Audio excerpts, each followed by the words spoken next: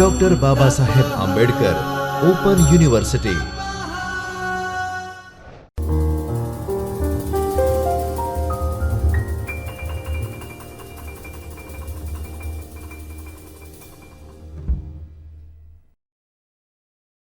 નમસ્કાર વિદ્યાર્થી મિત્રો, ડૉક્ટર બાબા સાહેબ આંબેડકર ઓપન યુનિવર્સિટીના ચૈતન્ય સ્ટુડિયોમાં હું ડૉક્ટર રામકો ભેડા આપ સૌનું હાર્દિક સ્વાગત કરું છું. આપણે મિત્રો આગળના લેક્ચરમાં understanding media, mass communication and journalism વિષયમાં અંતર્ગત આપણે પ્રત્યાયનના વિવિધ પાસાઓની ચર્ચા કરી હતી, જેમાં આપણે પ્રત્યાયનનો શાબ્દિક અર્થ, પ્રત્યાયનની વ્યુત્પત્તિ તેમજ પ્રત્યાયનની વિભાવનાઓની સમજ મેળવી હતી.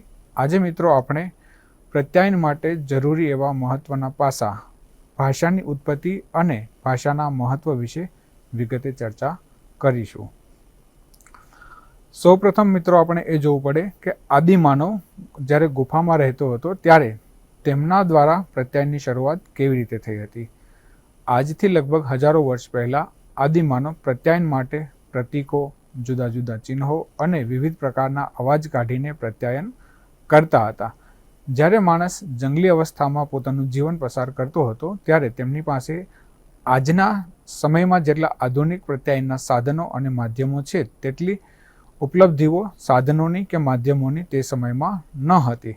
તેમની પાસે ફક્ત પોતાના ચહેરાના હાવભાવો, પોતાના અવાજો અને ચોક્કસ પ્રકારના પ્રતીકો અને ચિહ્નો ઉપસ્થિત હતા, જેના દ્વારા તે પોતાના સાથીઓ સાથે પ્રત્યાયન કરતા હતા. પથ્થરયુગ અથવા હિમયુગ દરમિયાન ઉપયોગમાં લેવાતા ચિહ્નો અને પ્રતીકો હજુ પણ એક રહસ્ય છે અને હજારો વર્ષો પછી પણ તે રહસ્ય જ રહેવાના છે. તેનું કારણ છે કે તેમાં જે લિપિઓ ઉપયોગ કરવામાં આવી છે તે લિપિઓની સમજ આપણા સંશોધકો માટે મુશ્કેલીઓ ઊભી કરી રહી છે, કારણ કે જે તે સમયે જે તે લિપિઓ અસ્તિત્વમાં હતી તે ધીરે ધીરે સમયાંતરે લુપ્ત થવા લાગી છે, જેને આજે ડીકોડ કરવી ઘણી મુશ્કેલ હોય છે. આપણી પાસે આપણા ઇતિહાસના કેટલાય એવા ઉદાહરણો છે જેની લિપિઓ આજે પણ વણઉકેલા પ્રશ્નો છે, જેની પુરાતત્વવિદો, ઇતિહાસકારો અને નૃવંશ શાસ્ત્રીઓ જેમનો અભ્યાસ કરી રહ્યા છે, પણ તેમના તોડ કે ડીકોડ તેમને કરી શકાતી નથી. નૃવંશ શાસ્ત્રીઓ અને પુરાતત્વવિદો દ્વારા સંપૂર્ણ અભ્યાસ અને સંશોધનના પરિણામે મોટાભાગના પ્રતીકો તેના ઉપયોગના અર્થને સમજવા માટે ડીકોડ કરવાના હજુ પણ બાકી છે. એટલે કે તેને સમજવું એક કઠિન અને જટિલ પ્રક્રિયામાંથી પસાર થવાનું હોવાથી તેની સમજ સામાન્ય માણસને મળતી હોતી નથી. તે સમયમાં આ પ્રતીકો કાં તો દોરવામાં આવ્યા હતા અથવા દિવાલ પર કોતરવામાં આવ્યા હતા.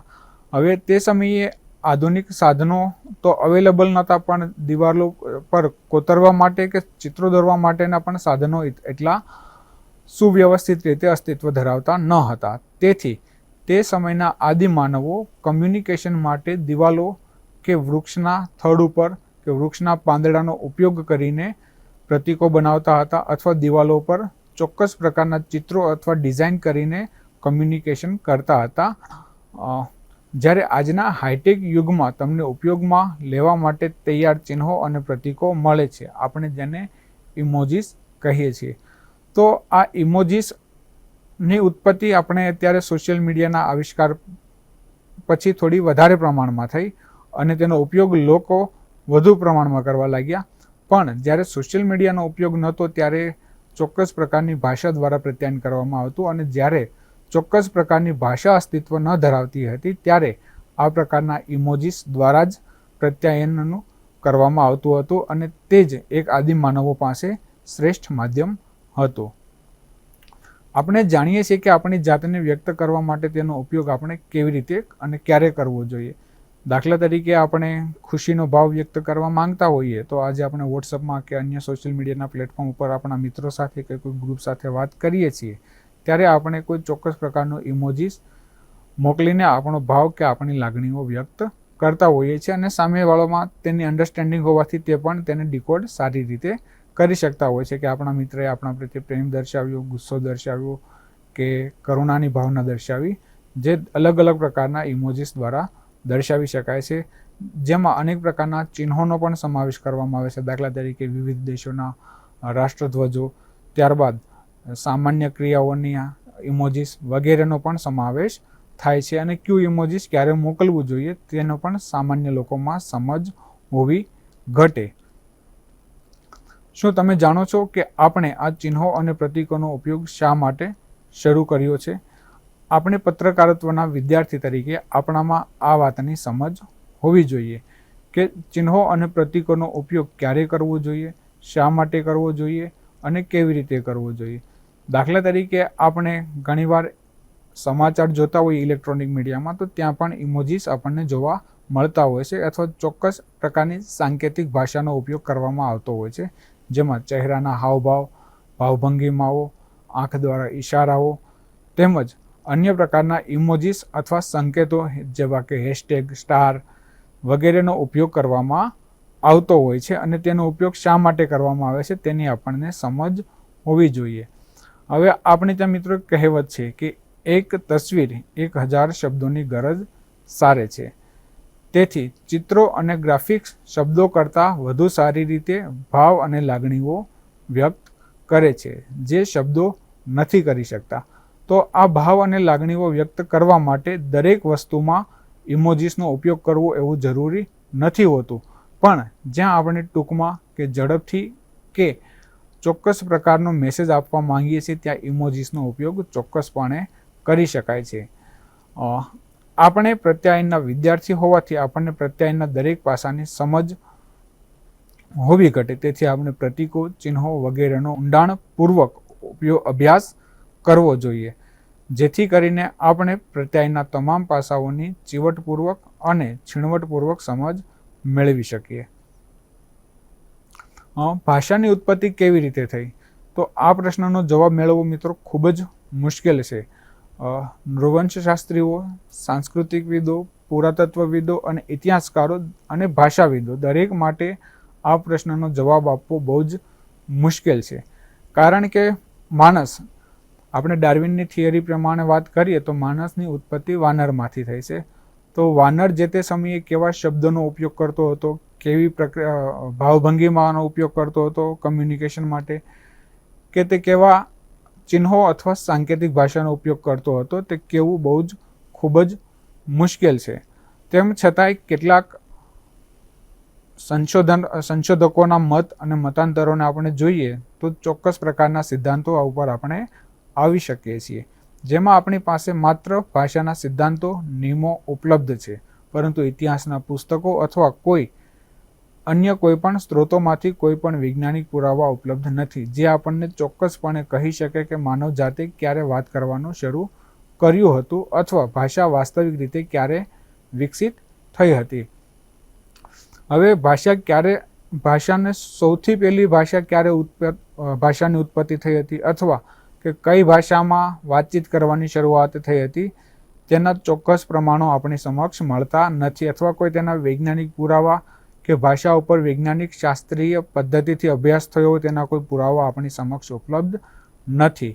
તેથી આપણે આનો કોઈ ચોક્કસ દાવો કરી શકતા નથી. સદીઓના સંશોધનમાં જે પણ સિદ્ધાંતો વિકસિત થયા છે એ માત્ર એક અનુમાન છે અથવા ખૂબ જ જટિલ તાર્કિક છે, જેમ કે એક્સ કારણને કારણે વાય પરિણામ હોવું જોઈએ. તો આપણે આ તર્કોને આધારે જ અનુમાન લગાવી શકીએ છીએ કે ભાષાની ઉત્પત્તિ કેવી રીતે થઈ હતી અને ક્યાંથી થઈ હતી. અહીં આપણે એ પણ પ્રશ્નનો જવાબ શોધવાનો પ્રયાસ કરી રહ્યા છીએ કે ભાષા કેવી રીતે વિકસિત થઈ. જો કે કોઈ સ્પષ્ટ ઉલ્લેખ નથી, પરંતુ સ્ટીવન પિન્કર અને પોલ બ્લૂમ નામના સંશોધકો દ્વારા એક સિદ્ધાંત વડે દાવો કરવામાં આવ્યો હતો કે ભાષાનો જન્મ અવાજ અને વાતચીત કરવા માટેની હિલચાલના સંયોજનમાંથી થાય છે. હવે દાખલા તરીકે આપણે કોઈ પણ સજીવ સૃષ્ટિના પ્રાણીઓને જોઈએ તો તેમને ચોક્કસ પ્રકારના અવાજો કરવાની કુદરતે શક્તિ આપેલી છે. હવે માનવ બાળ જ્યારે જન્મે છે ત્યારે તે ચોક્કસ ભાષા શીખીને નથી આવતું, પણ તે ચોક્કસ પ્રકારના અવાજો જરૂરથી કરતું હોય છે. તે દરેક અવાજ દ્વારા પોતાના ભાવ અથવા લાગણીઓ વ્યક્ત કરતું હોય છે અને તેને મોટાભાગે તે બાળકના ભાવ અથવા લાગણીઓને તેમની માતા સારી રીતે ડિકોડ કરી શકતી હોય છે. ડિકોડ એટલે કે સમજી શકતી હોય છે.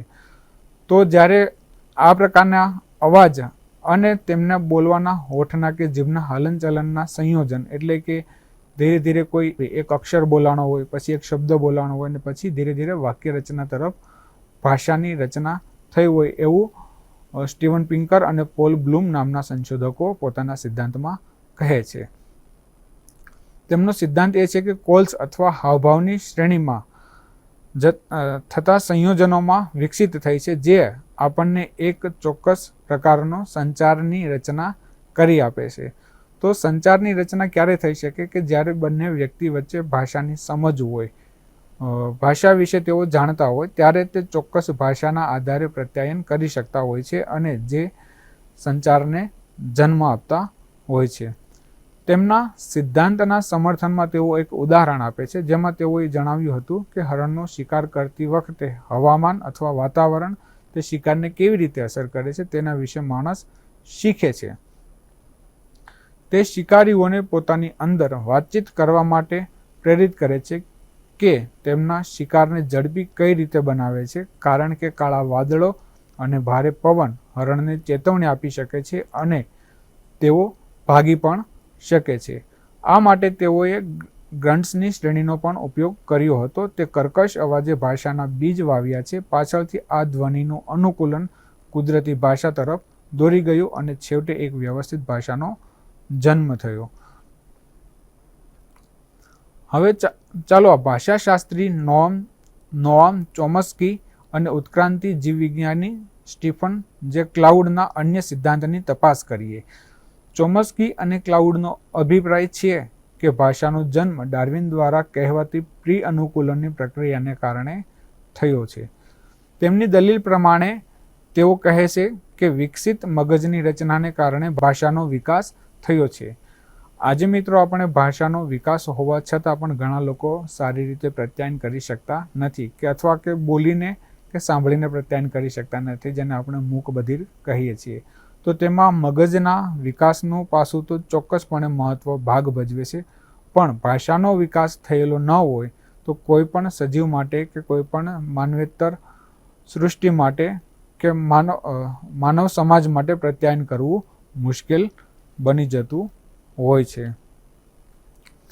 ભાષાનો વિકાસ બરાબર ક્યારે થયો તે અંગે સંશોધકોમાં ઘણા બધા મતાંતરો પ્રવર્તમાન છે.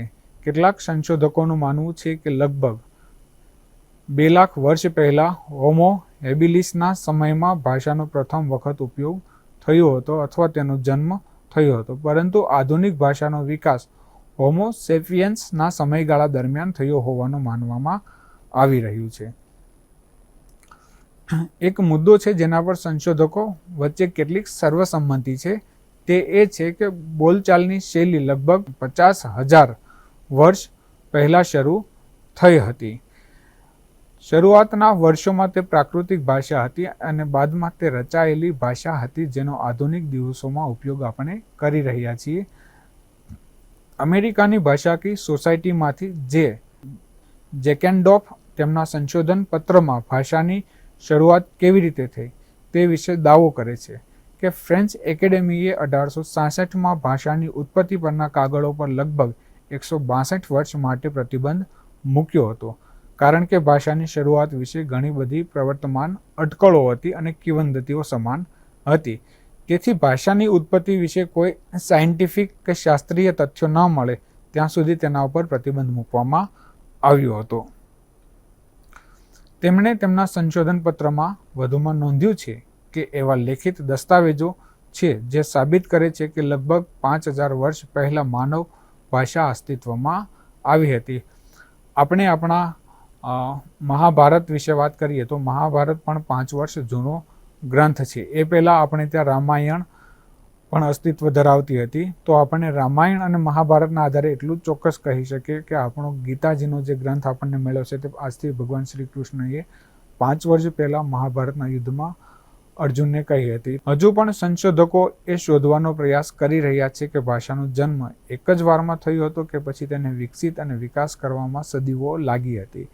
સામાન્ય રીતે આ પ્રશ્ન મિત્રો આપણને જોઈએ તો ઘણો જટિલ છે, કારણ કે ભાષાનો જન્મ કોઈ એક વારમાં થાય એવું આપણને કોઈ કાળે શક્ય લાગતું નથી. સામાન્ય રીતે આપણે ઉદાહરણ જોઈએ તો તાજું જન્મેલું બાળક હોય છે તે જન્મતાની સાથે જ કોઈ ચોક્કસ ભાષા શીખી શકતું નથી અથવા ભાષાનો ઉપયોગ કરી શકતું હોતું નથી, કારણ કે તેના શરીરના જે અંગો હોય છે, જે કોષો હોય છે, તેનો વિકાસ થાય છે ધીરે ધીરે.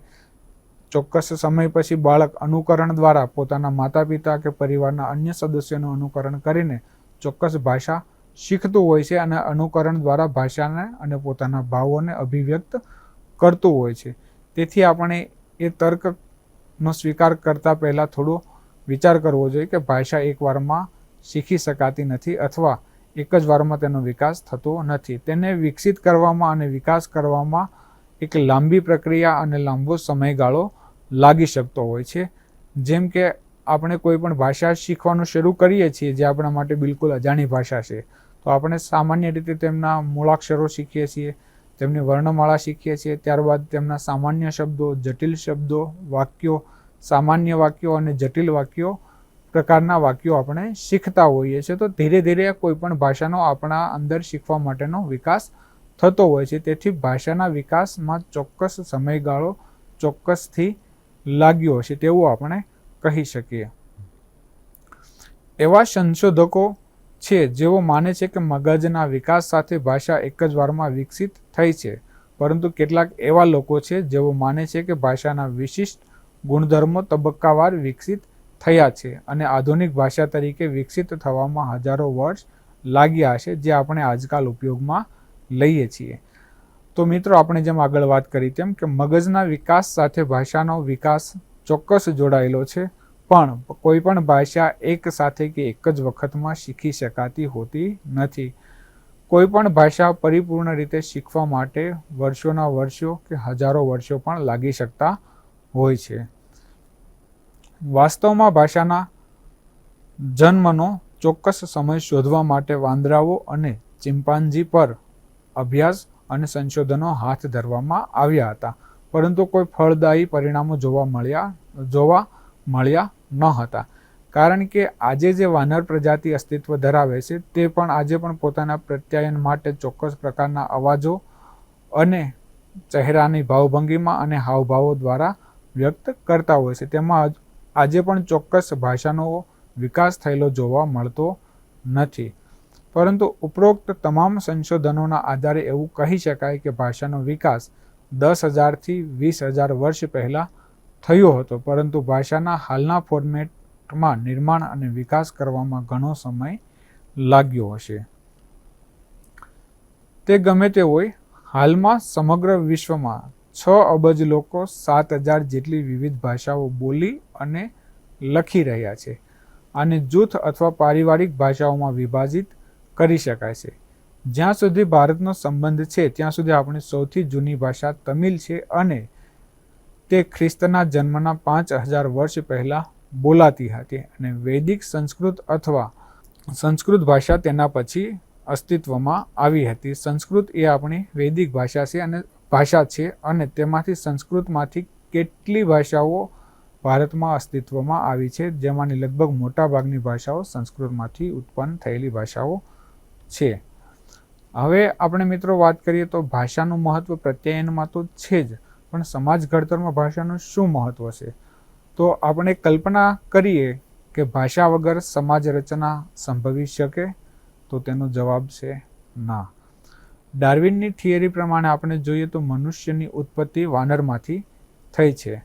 વાનરમાંથી આપણને માનવ બનવામાં 6 લાખ વર્ષ લાગ્યા હતા. આ 6 લાખ વર્ષમાં ભાષાએ આપણને સંસ્કારી અને શિષ્ટ સમાજમાં રૂપાંતરિત કરવામાં કેવી ભૂમિકા ભજવી હતી? તો જોઈએ તો સામાન્ય રીતે આપણે કોઈ પણ પ્રકારનું કમ્યુનિકેશન કરીએ તો આપણે ચોક્કસ પ્રકારના શબ્દો, ભાવભંગીમાં, સંકેતો, ચિહ્નો વગેરેની જરૂર પડતી હોય છે. હવે કોઈ પણ સમાજની રચનામાં સૌપ્રથમ તો આંતરક્રિયા મહત્વની હોય છે. જો કોઈ વ્યક્તિ બે કે બે કરતાં વધારે વ્યક્તિ વચ્ચે ચોક્કસ પ્રકારની આંતરક્રિયાઓ ન થાય તો સમાજ રચના કઈ રીતે શિષ્ટ સ્વરૂપ ધારણ કરી શકે તે પણ એક મહત્વપૂર્ણ પ્રશ્ન આપણી સમક્ષ ઉદ્ભવે છે. આ બાબતને આપણે વિવેચનાત્મક રીતે સમજવાની જરૂર છે. કારણ કે એક હકીકત આપણે એ પણ ના ભૂલવી જોઈએ કે જ્યારે માણસ તેના વાનર જેવા સ્વરૂપમાંથી વિકસિત થયો ત્યારે તે ન તો શિષ્ટ કે સંસ્કારી હતો કે ન તો સંગઠિત હતો. એરિસ્ટોટલે સાચું જ કહ્યું છે કે માણસ એક તર્કસંગત પ્રાણી છે અને તે જ તેને અન્ય જીવસૃષ્ટિથી અલગ પાડે છે. હવે આપણે સામાન્ય રીતે જોઈએ તો દરેક જીવોમાં પ્રત્યાયન કરવાની શૈલી જરૂર છે. તેનામાં ચોક્કસ પ્રકારના અવાજ છે, તેને જીહવા છે, મગજ છે કે અલગ અલગ પ્રકારે તે પ્રત્યાયન કરે છે. પણ તેનામાં એક વસ્તુ ના હોય તો તે છે તર્કસંગત અથવા તાર્કિક અભિગમ. માણસ એક જ એવું પ્રાણી છે જેની પાસે તર્ક કરવાની શક્તિ છે અને વિચારવાની શક્તિ છે, જે તેને અન્ય જીવસૃષ્ટિથી અલગ પાડે છે. તેની તર્કની યોગ્યતા છે જે ભાષા વિના આવી શકતી નથી. હવે તમારે તમારો કોઈ પણ પ્રકારનો તર્ક કોઈ વ્યક્તિ આગળ કે કોઈ જગ્યાએ અભિવ્યક્ત કરવો હોય તો તેના માટે તમારી પાસે ભાષા જ્ઞાન હોવું જરૂરી છે કે તમે જે ભાષામાં અભિવ્યક્તિ કરી રહ્યા છો તે સામેવાળો સમજી શકે છે કે નહીં તે પણ જાણવું જરૂરી હોય છે. એરિસ્ટોટલના આ અવલોકન પરથી આપણે નિષ્કર્ષ પર આવી શકીએ છીએ કે ભાષાએ આપણને તર્કસંગત બનાવવામાં મદદ કરી છે અને પછીથી આપણને તાર્કિક અથવા તર્કસંગત સમાજ રચવામાં પણ મદદ કરી છે, જે આખરે સંસ્કારી અને સંગઠિત સમાજની રચના તરફ આપણને સૌને દોરી જાય છે. ભાષા એ બે કે તેથી વધુ વ્યક્તિ વચ્ચે આંતરક્રિયા કરવા માટેનું સૌથી સરળ અને જરૂરી માધ્યમ છે. આંતરક્રિયા એટલે શું? દાખલા તરીકે કોઈ પણ બે વ્યક્તિઓ વચ્ચે જે કંઈ પ્રતિક્રિયા થાય છે તેને આપણે આંતરક્રિયા કહીએ છીએ. તો સમાજમાં રહેતા કે જૂથમાં રહેતા દરેક વ્યક્તિઓ વચ્ચે આંતરક્રિયા કરવા માટે ભાષા અનિવાર્ય જરૂરિયાત છે. કોઈપણ સમાજની રચના આંતરક્રિયા વગર સંભવી શકે નહીં. તેથી ભાષા એ સમાજ ઘડતર માટેનું સૌથી મહત્વનું પરિબળ છે. સામાજિકરણની પ્રક્રિયા ભાષા અને પ્રત્યાયન વગર સંભવી શકતી નથી. હવે માનવબાળ જ્યારે જન્મે છે ત્યારે તે સામાન્ય રીતે હાડમાસના લોચા સ્વરૂપે હોય છે, પણ જેમ જેમ તેમની ઉંમર વધતી જતી હોય છે તેમ તેમ તેનું સામાજિકરણ થતું હોય છે. આ સામાજિકરણની પ્રક્રિયામાં ભાષા સૌથી મહત્વનું અસરકારક પરિબળ છે. દાખલા તરીકે બાળક જે વાતાવરણમાં રહે છે તે વાતાવરણની ભાષાને શીખે છે અને તે ભાષાને લોકો સમક્ષ કે અન્ય જગ્યાએ પોતાની જરૂરિયાતો પૂરી કરવા માટે અભિવ્યક્ત કરે છે. તો સામાજિકરણની પ્રક્રિયા માટે ભાષા અને પ્રત્યાયન બંને મહત્વના પરિબળો છે અને સમાજ ઘડતર અને સમાજ રચનામાં પણ ભાષા અને પ્રત્યાયન ચોક્કસપણે અનિવાર્ય ઘટક તત્વો છે. તો આજે વિદ્યાર્થી મિત્રો આપણે સમાજ ઘડતરમાં ભાષાનું મહત્વ અને ભાષાની ઉત્પત્તિ વિશે ચર્ચા કરી. આવનારા લેક્ચરમાં આપણે પ્રત્યાયનના અન્ય મહત્વપૂર્ણ પાસાઓની વિગતે ચર્ચા કરીશું. આપ મને રજા આપશો. નમસ્કાર. स्वाध्यायः